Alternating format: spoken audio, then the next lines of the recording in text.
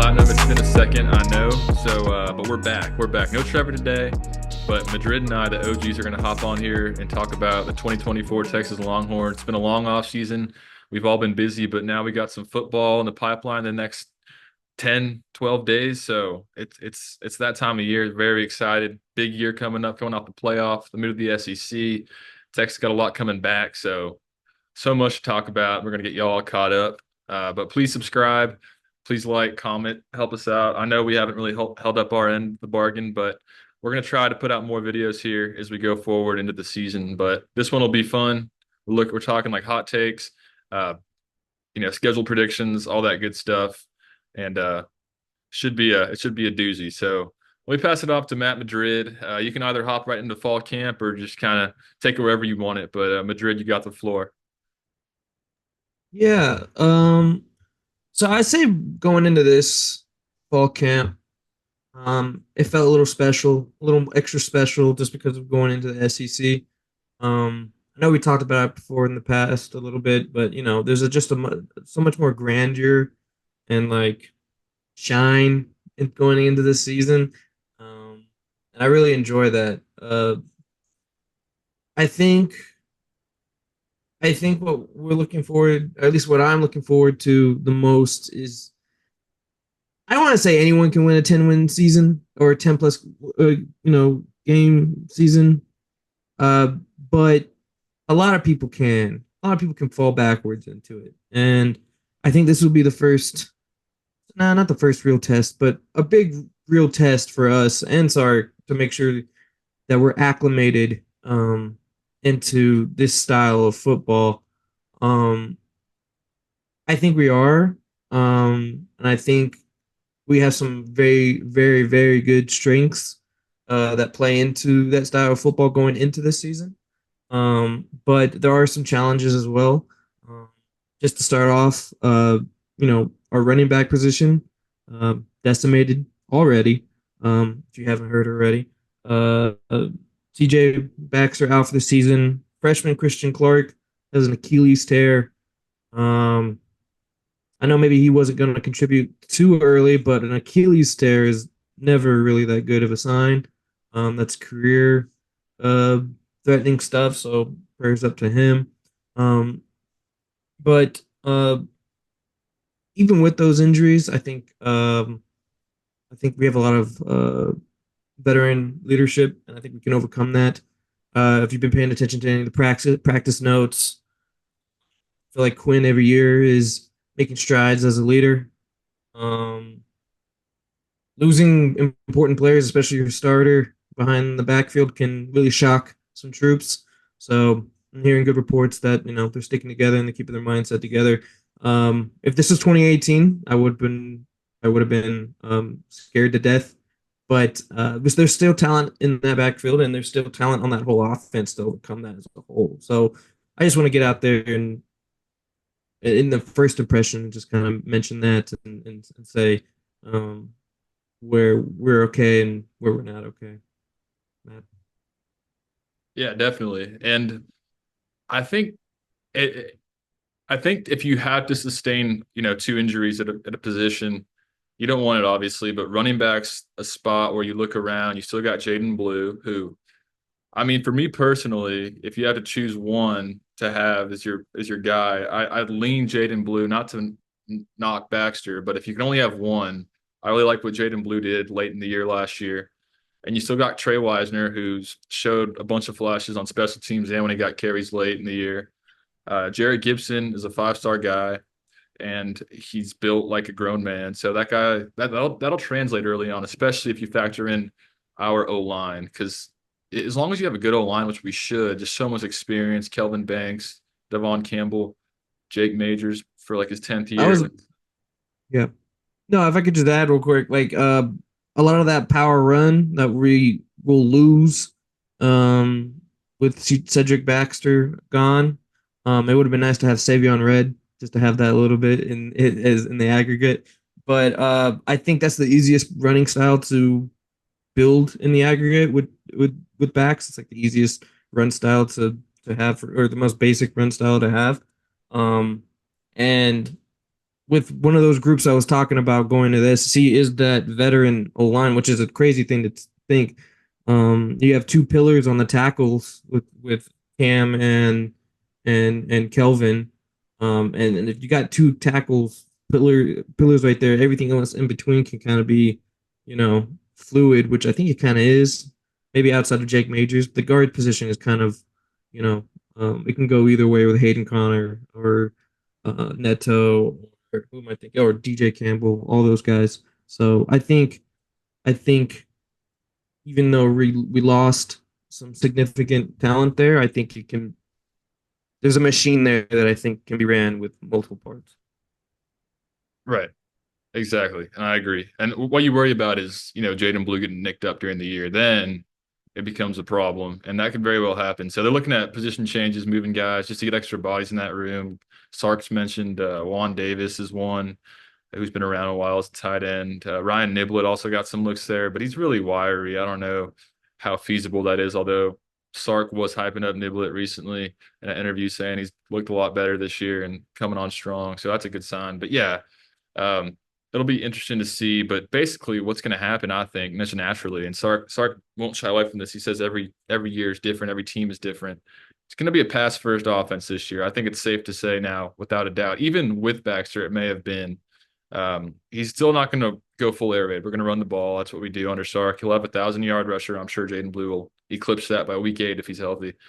But it's going to be a pass first team, especially when you factor in, the O line. Pass pro has been great. Quinn's evolution. He's a, veteran, grown man now, and the amount of talent we have at receiver. There's like 6 or 7 guys that we're very confident with. Sark says, and we've seen them flash in spring game and in practice, and it just makes sense to just get these guys touches and get the ball out away from the running back so they don't have to take a pounding every game. And we can do that. We can definitely do that.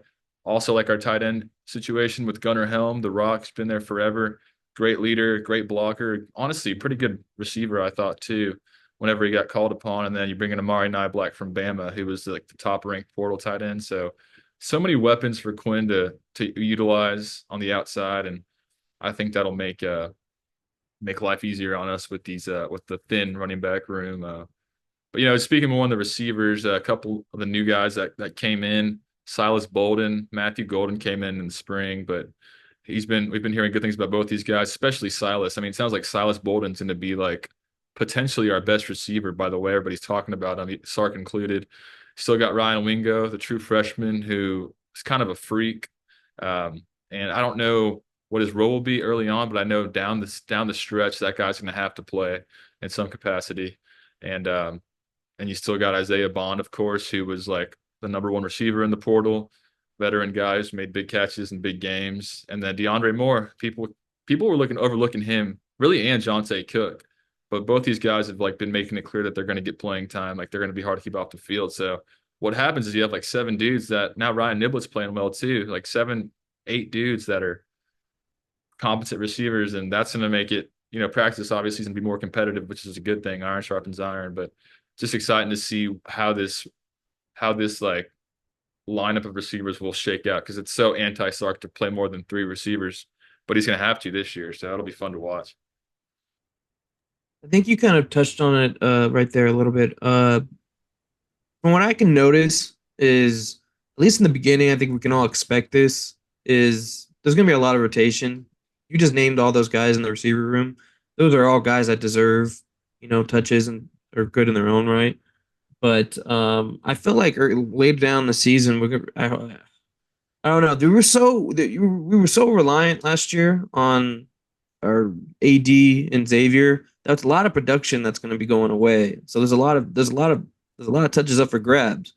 Very interesting to see how some of these second year and third year players are going to translate into that, because I for some reason I feel like Xavier and Quinn and even AD for that matter too never really built that like long-term trust. It was really just talent overcoming a lot of the times, which is fine by me. It worked.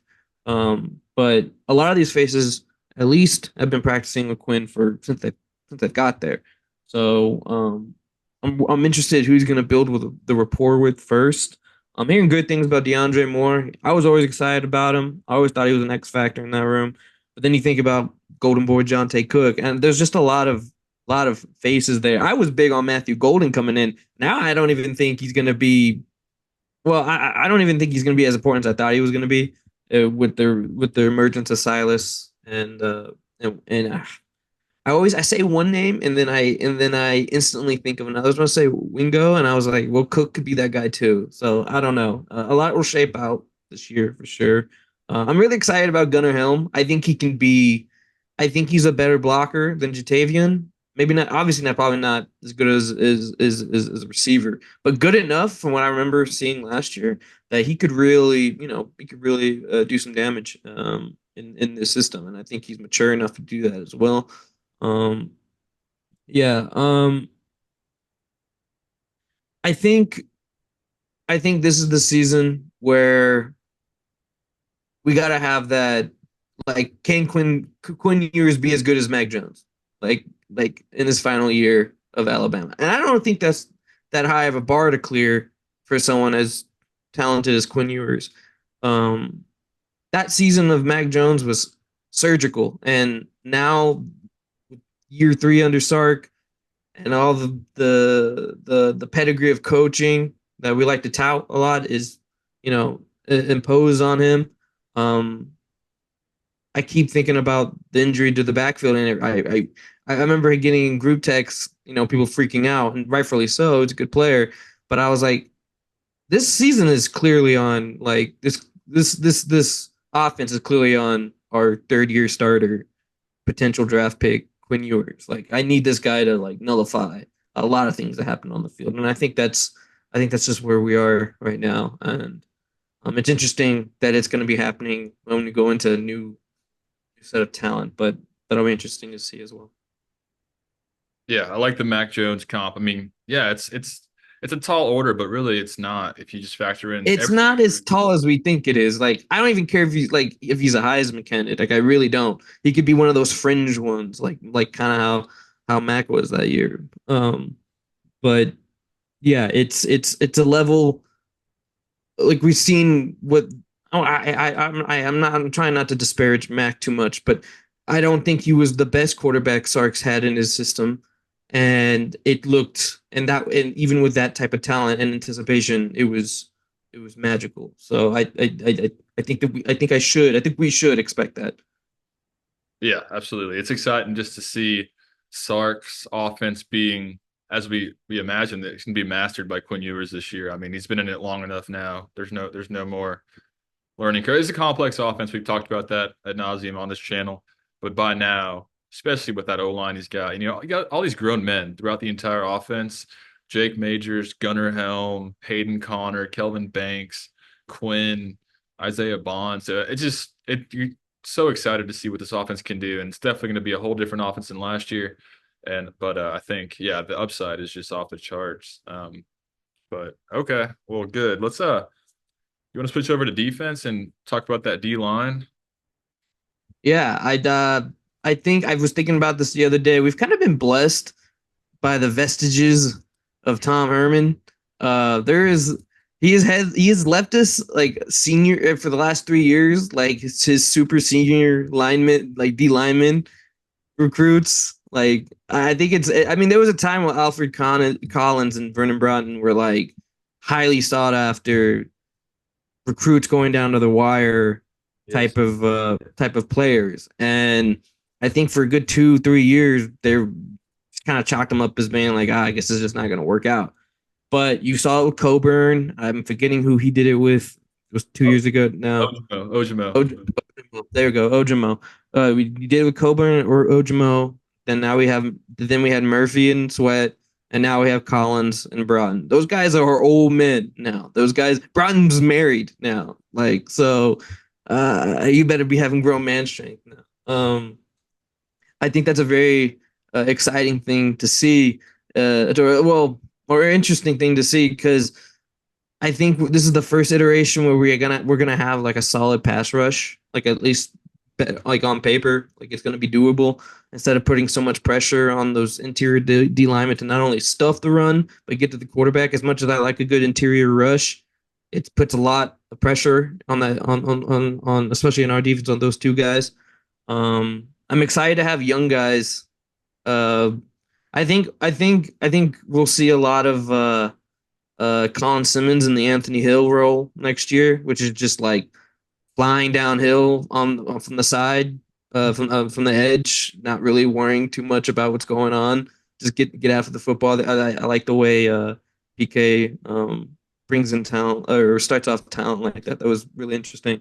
But just to have like an older Burke, an older Sorrell, and then have guys like we haven't even touched Trey Moore coming off the edge.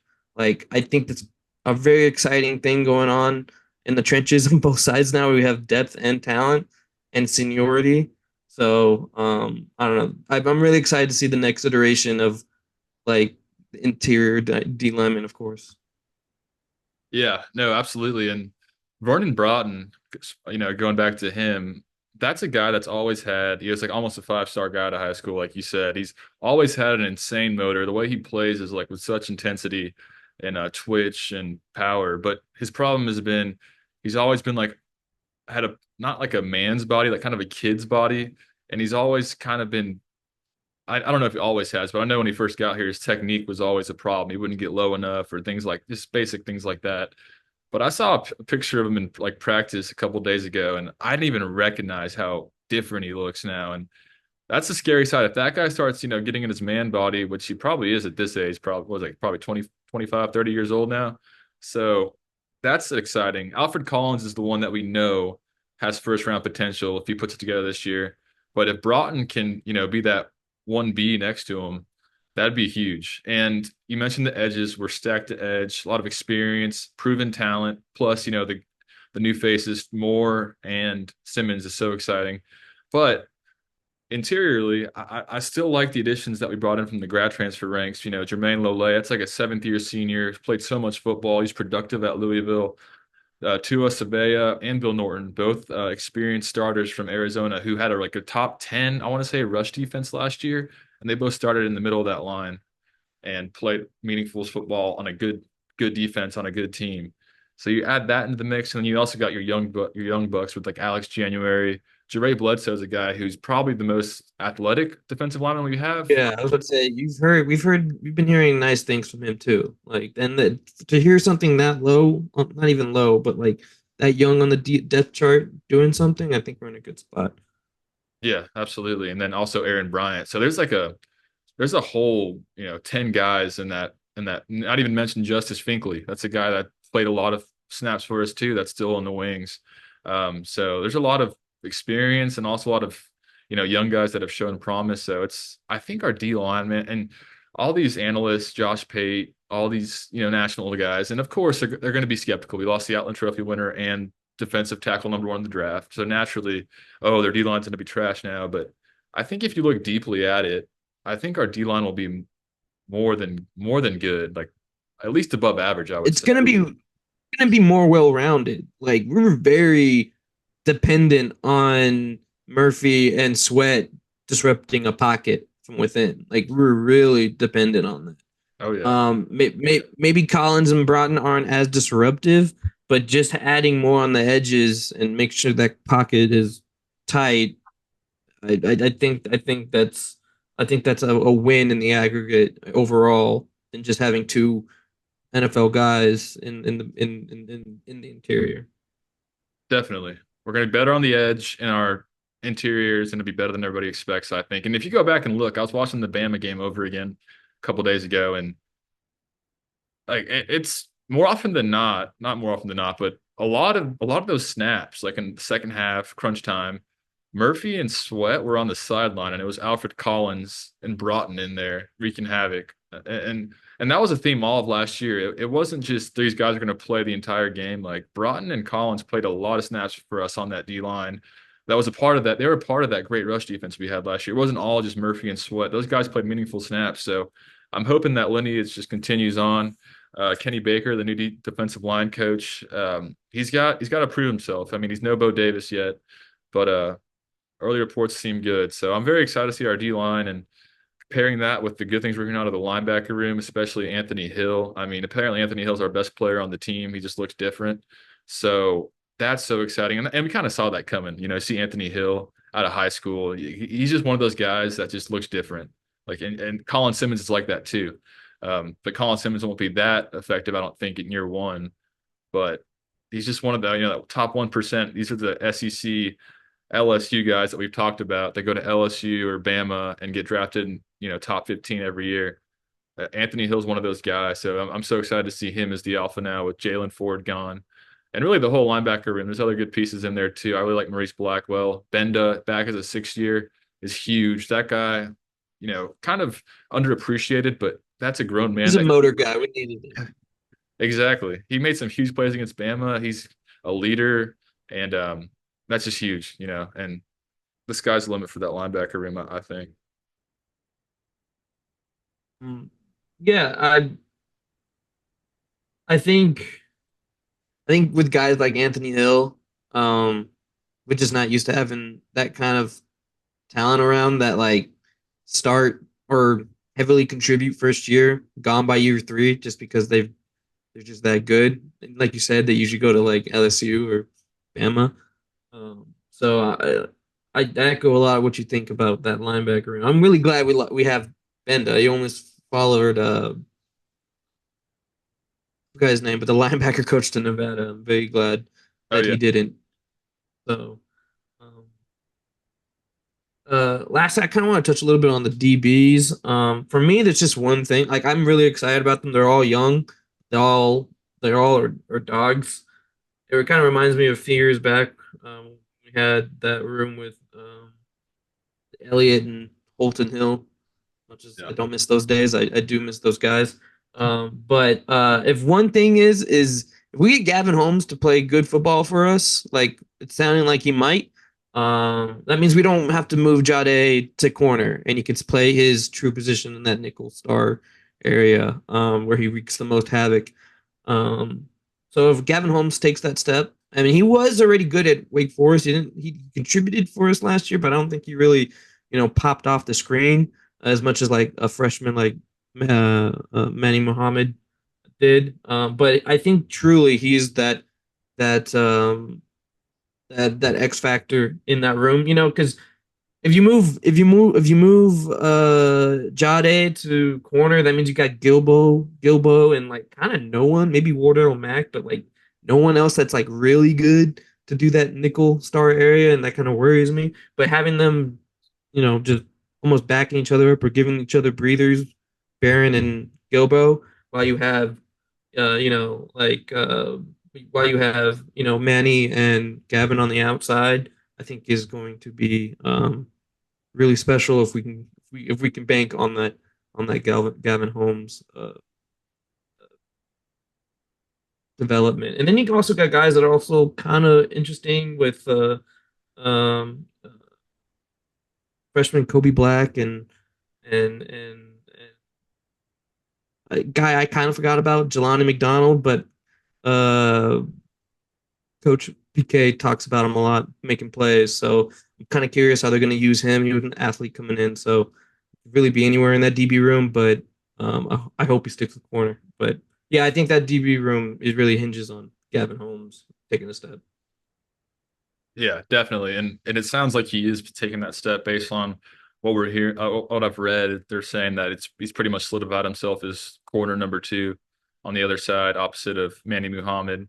So I don't know if that means that Barron's going to be situationally moved out to corner based on the matchup, or if Holmes is just that good right now where they don't need to do that. But apparently Gilbo is really, really good. I mean, that's the guy that Sark's always hyping up. He's the guy that started as a true freshman before he got hurt. Started over Jade Barron back in the day, and apparently he's healthy.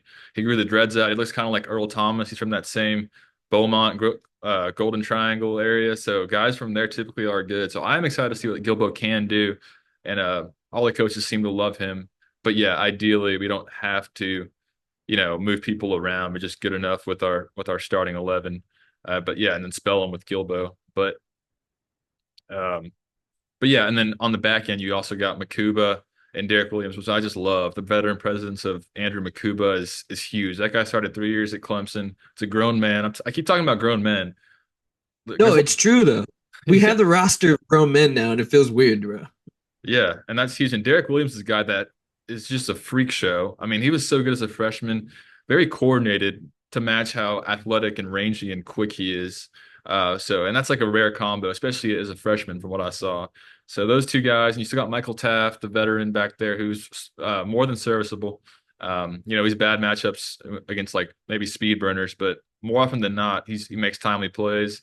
And then you got the young guys as well, like Xavier Filsaime, Jordan Johnson Rebel on the back end, you've heard good things about as well. So the DB room looks so good on paper, man, and I don't think it was as bad as people make it out to be last year. I know the stats weren't great, but you have to factor in how people would just abandon the run and just throw I the was ball. about to say, dude, didn't we have like the most or second most like pass attempts against us or something like Yeah, that? Like that's gonna lead to skewed stats. So I don't know.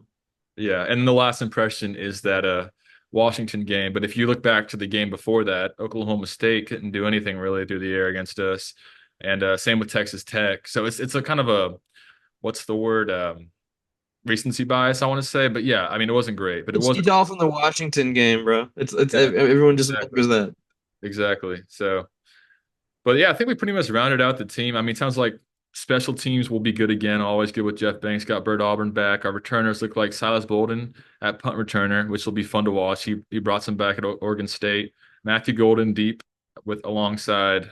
I'm not sure who the other one will be, but Golden brought back two, I think, at Houston last year. So there's no shortage of speed on this team. So I'm sure we'll have some dogs back there, absolutely. But yeah, man, it's exciting. I really like on paper this roster is just it's good. It's a good roster and it's a veteran roster. It's well balanced with win now type of talents with young guys that are ready to pop. So I think that's a great place to be going into your first year in the SEC. Yes, absolutely. All right, well, I think we covered pretty much fall camp and the roster. Very excited to see what the team can do. I guess we can get into the juicy part now. I'll pass it to you, Madrid. All right. So we're gonna Who are do we starting? Who are we starting with? we're gonna do a couple things here. We're gonna predict Texas's schedule. It's gonna be Madrid going first. Overall Okay. wins and losses. Call out the losses. You're gonna choose your SEC champion matchup and champion. Same with the Big Ten championship and champion, and then your Heisman winner, and then I'll do mine. Then we'll have like we'll wrap it up after that. But give me your early predictions for this year. Okay. So started looked at was making predictions as soon as this schedule came out, and I went back forth on a lot of these. But one thing I came to a conclusion for sure is we don't win both rivalry games. We drop one, and I think we drop the A&M one. I truly think in Kyle Field, they're A&M.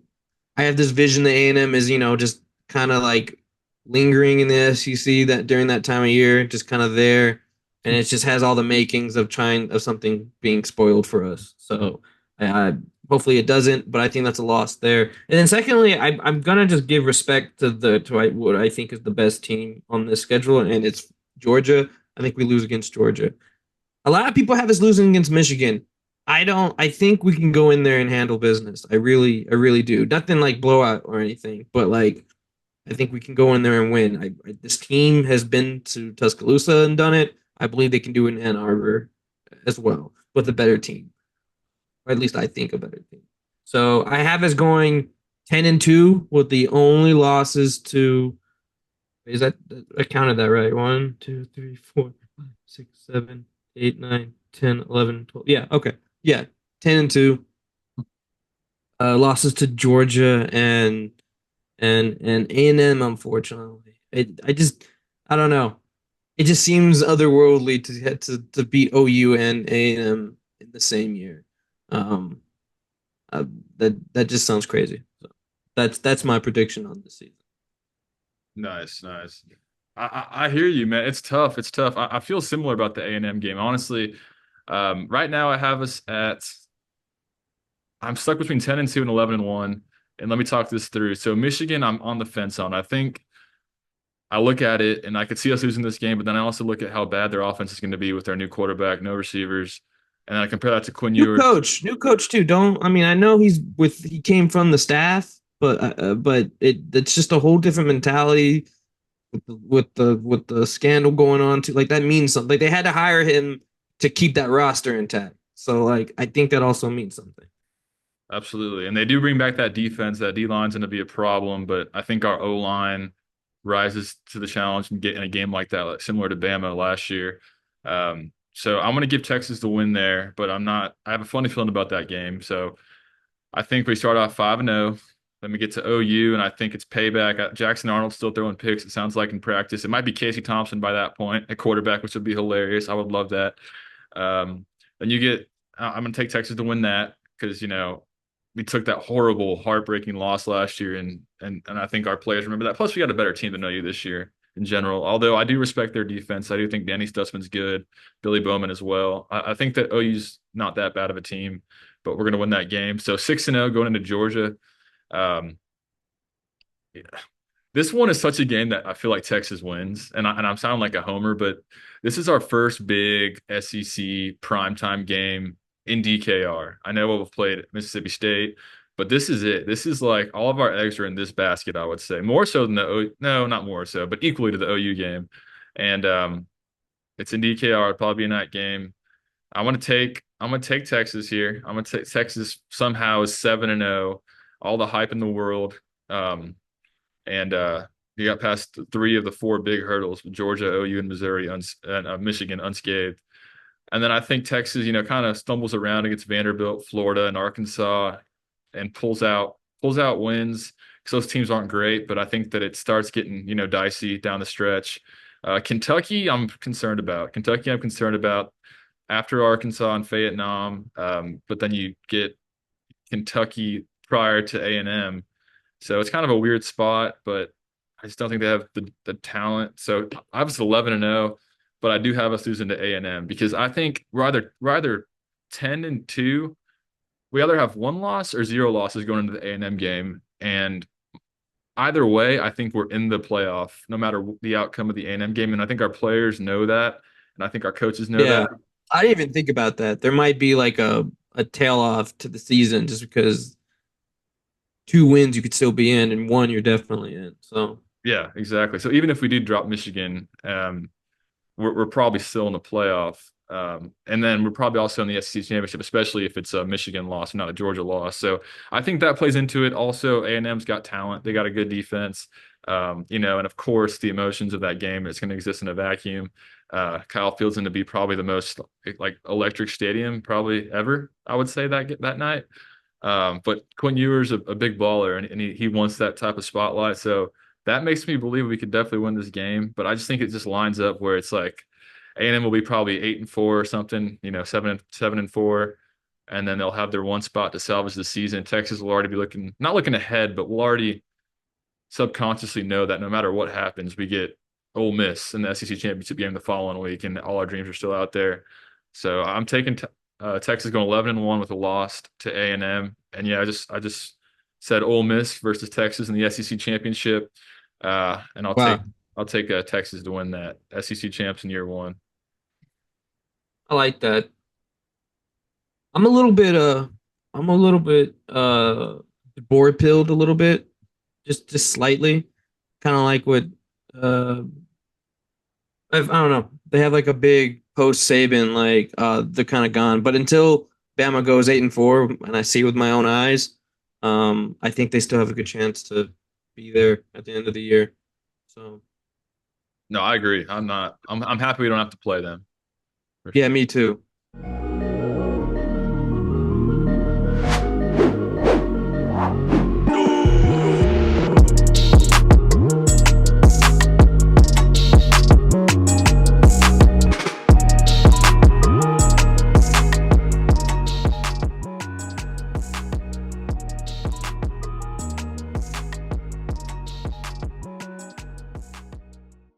All right, Madrid. So I want to pass it back to you. I want to get SEC championship game prediction officially, your Big Ten championship game, and Heisman winner and national champion. All the juicy stuff. I want to hear it. Okay. Okay. So SEC, I think there's three clear favorites and us, Georgia. I'm gonna throw Bama in there. Like I said, I'm DeBoer pilled. I think Jalen Milroe is gonna take a step. As much as people harked on him last year, I thought he played pretty well. Um, look, he looked the part in my opinion. A sleeper kind of is Tennessee, just because I like their quarterback a lot. Might something happen. Brew McCoy is doing things. So I don't know. I like a little story of them sneaking in there, but I do think, um, man, going back and forth this all time. I do think Bama's in there. I do think they are, and then it comes down to us in Georgia. Um, I'm gonna go with us in there. I'll be a little bit of a homer there, but I do think we come into the SEC ready to play, way more ready than people think or people give us credit for, or even want us to do. Um, but maybe we fall short in the SEC championship to Bama. I wouldn't be surprised, and it's an outcome that I think is there. So as of right now, give me Bama. I like I said until they slip. I mean, last year was supposed to be a down year, and it was SEC champs and one loss or two losses of regardless in the playoff. So until I see it, I'll believe it. Big Ten. So this one's a little harder. I think some of the names in here are fishy, and I don't know how I feel about the defending champs in Michigan. That's a lot of things going on in that program. There's a lot of new things, especially with that quarterback coming in. Like you said, defense is going to be fine, but I feel like they revert back to their old ways a little bit, where it's just like too run heavy and too dependent on defense winning them that game, or winning them any game or big game. I'm intrigued by Oregon. I know Matt, you don't believe in that in the offensive core maybe that they have going on there. But I do think Dylan Gabriel and with guys like Evan Stewart and Tez Johnson are capable of making a lot of noise in the first year in the Big Ten. They kind of remind me of us going into the SEC a little bit. You know, lots of hype off a playoff, off a or not off a playoff, but close. I guess a close one against Washington. It felt like a playoff game. Um, but kind of the same status, also the same kind of financial backing and like momentum recruiting wise going into a new conference. I think we forget about the Nike money up there sometimes and how much that's going to be a thorn in our side for a long time, or at least the foreseeable future, for recruiting. But I do really like a a Big Ten game of championship game of Oregon and Michigan. I kind of like Oregon there. Maybe that's just me, but I think if someone said it before me, I don't know where I saw it, but if they could turn Bo Nix into what he was, I think Dylan Gabriel is a better passer at least. Maybe not as athletic, but enough to keep the show running there for another season. So give me Oregon for Big Ten. Last year, I think I said Michigan, or was that the year before? I don't know. But I got to get off that horse eventually. Ohio State's a little weird to me. I don't know how I feel about Will Howard being the guy there. And do you remember the offensive coordinator they just brought in? I thought it was a name. Maybe I'm wrong. Maybe I'm thinking of the wrong team. But it's they're gonna go. They got Judkins and Henderson there in the backfield. That's gonna be formidable. But I don't know. That team seems like a lot of spare parts at the big positions. I don't know. Maybe that's too degrading towards Ohio State. But I don't see it happening with Will Howard. I really don't. I think he's a good quarterback. I like him, but I don't think that's much of an upgrade to Kyle McCord. So we'll see there. Um, and I think a lot of the Big 12. I think Penn State is Penn State. I think Drew Alar is a little overrated in my opinion. Nick Singleton never really seems to have getting it going. So I think they are what they are in in that conference. Now Heisman.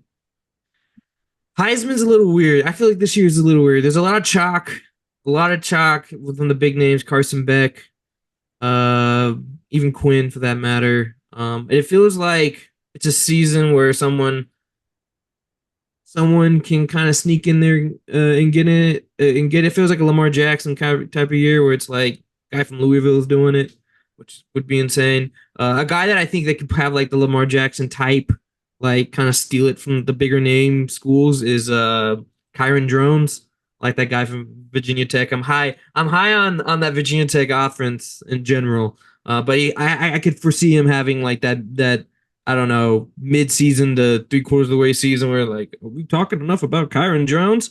Being from Virginia Tech is probably going to hurt him a lot, so we'll see. And then you got the outlier names, kind of like Sanders or Hunter, which I would be kind of all over if they went to any other school. But I think Heisman, as much as it's an individual world award, you can't be losing and on a losing team and win the Heisman. And I don't think Colorado is anywhere near a winning team. So, and they're going to get everybody's best swing for being that. It's a weird dynamic they got going on there. Um, Dylan Gabriel is a lot of guys' favorite going in right now. That seems a little iffy for me. That just seems a little forced. How much better is he going to be at Oregon than OU? I don't know. He played pretty well at OU before getting hurt, or I guess came back for Red River, but um, I don't know. Maybe the weapons are a little bit better. I think it's good enough to win the Big Ten, but I don't think that's also saying that much offensive wise. So I don't know. As you can see, I'm very hesitant to name someone. I don't know enough about Carson Beck, and I don't know enough. I don't think anyone knows enough about Carson Beck. But it comes down for two guys for me. And that is Jalen Milrow, and I'm not gonna say his last name because I don't know how to say it, but the Nico guy from Tennessee. I think there's a lot of hype around that guy, and I think there's a lot of promise around that guy. So those two guys, but I really am in on Bama this year. So give me Milrow as my Heisman pick. There we go. And I think was that the last thing I was supposed to go over? Do you remember? Just that and national champion. National champion. They got 12-team playoff. Uh, I think this is such a crazy year we're going to be going into, man. Yeah. It honestly, there's so many, say so many, but there's so many hiccups that could happen this year. I know. I don't like, I feel dumb even trying to predict how this playoff's going to yeah, play out. It yeah, doesn't. I know. Usually you'd be like, yeah, just pick four teams and maybe one of those will at least be there. Now it's like, I haven't thought about 12 teams that could be in a playoff. For better or for worse, this is where we are right now. I don't think Michigan can repeat. I just don't think they have the same type of unity that got them here this year or this past year. Um,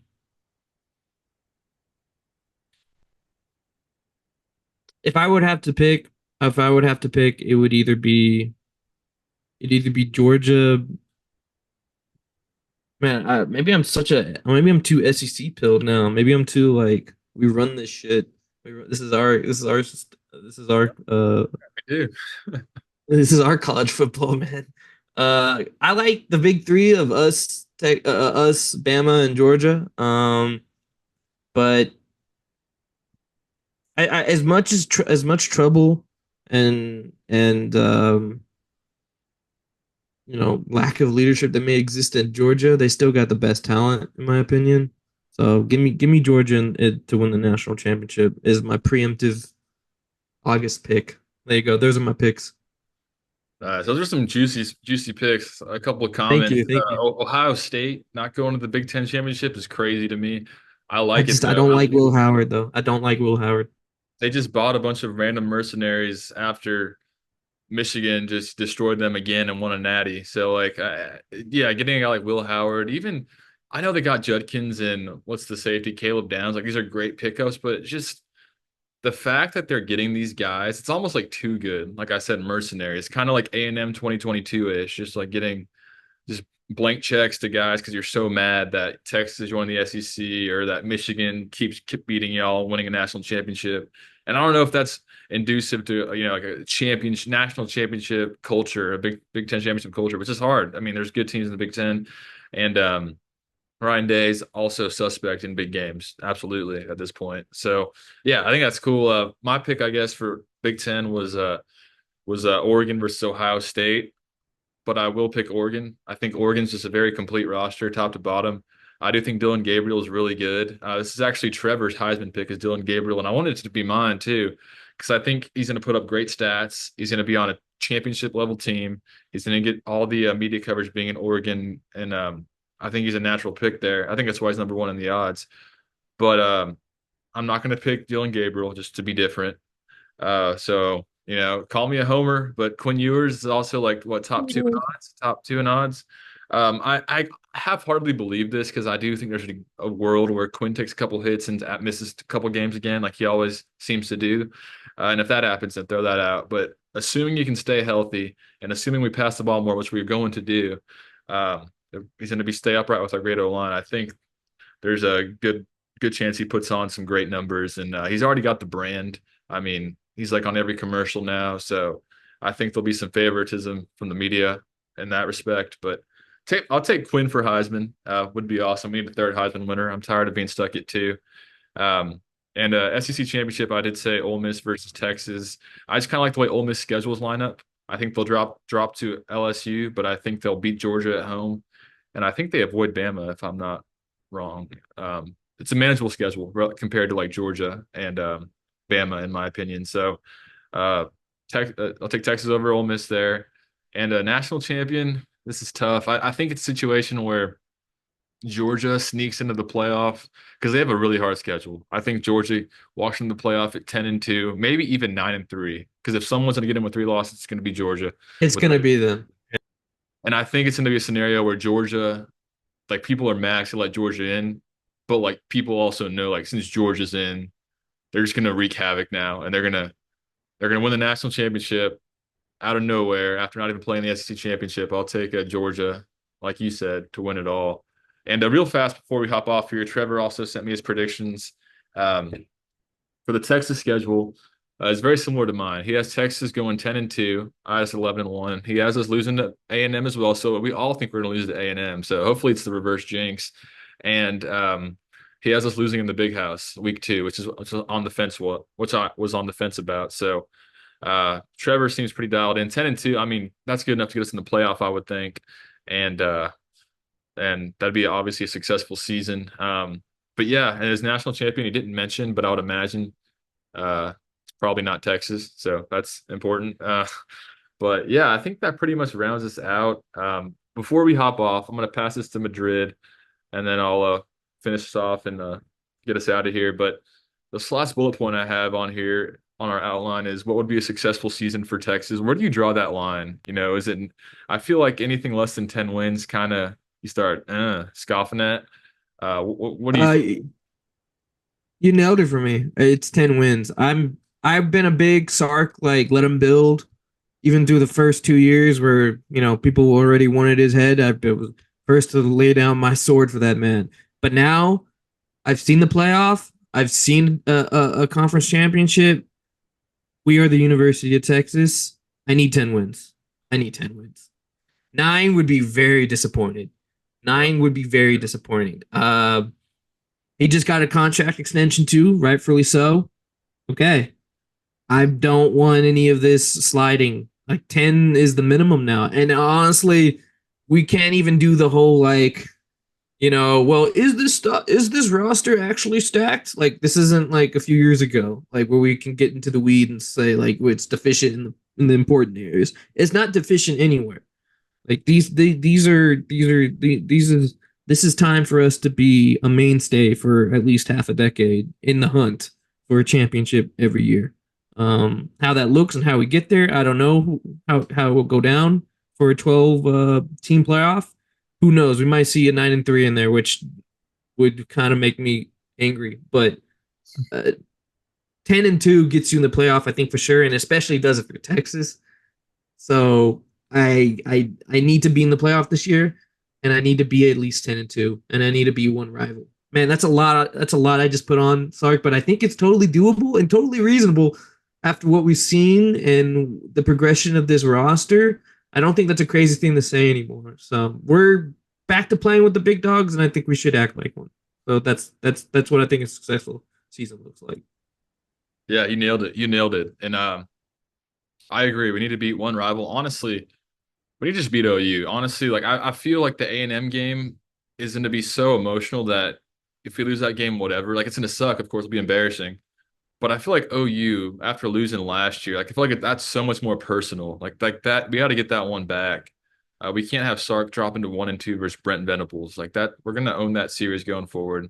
And I feel like last year was such a fluke. OU put so much into that game, so you got to beat OU. I know if you lose to A&M, whatever, that sucks. I'm miserable, but whatever. I think we're gonna already be have our playoff fate sealed by then, anyways. Yeah, I agree.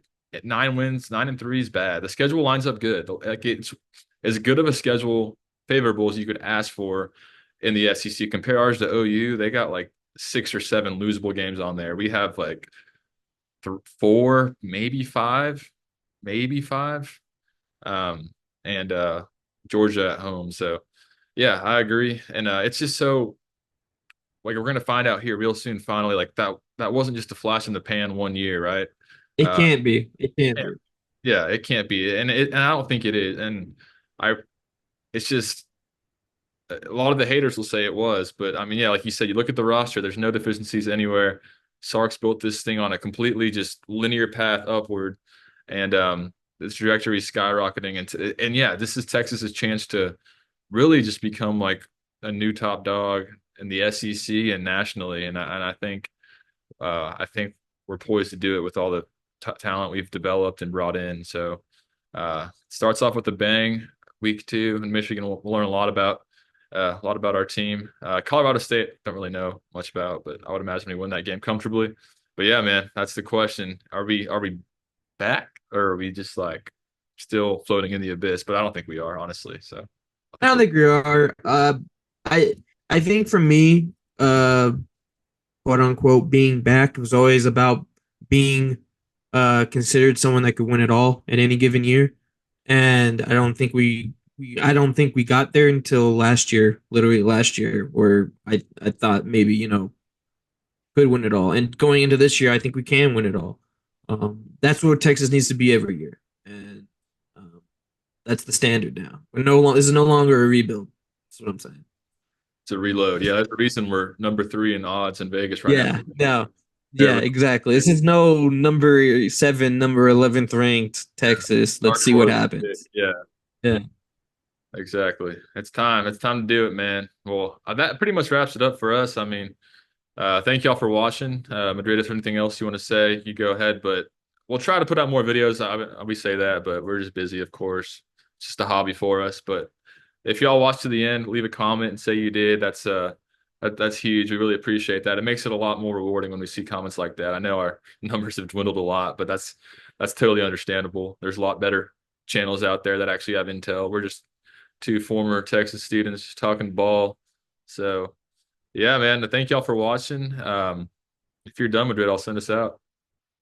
Yeah, life gets in the way, but we're always here for horns, so tune in. Yes, sir. All right. Appreciate y'all. We'll see y'all on the next one. Welcome. See ya. Okay.